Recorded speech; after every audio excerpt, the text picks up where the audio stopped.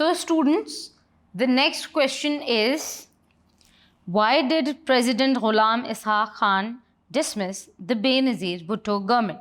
तो बच्चों इसका आंसर ये होगा कि the decimal of Benazir Bhutto government, पहले आपने इसकी हेडिंग लिखनी है अगर आप लिखना चाहते हैं। अगर आपको नहीं याद रहता हेडिंग लिखना तो इट्स परफेक्टली फाइन।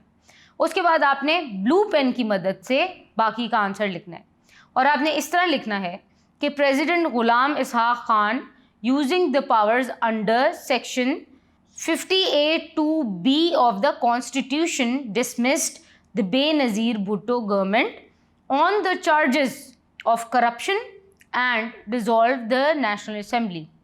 यानी कि गुलाम इसहाक खान ने, आपको याद होगा हम लोगों ने ये डिस्कस भी किया था लेक्चर में, कि उन्होंने इम्पोज कर दिया था सेक्शन 58(2)(b कॉन्स्टिट्यूशन का, जिसकी वजह से बेनज़ीर भुट्टो के ऊपर करप्शन चार्जेस हो गए और इवेंचुअली उनकी गवर्नमेंट डिसमिस कर दी गई। So students, let's go towards our next question.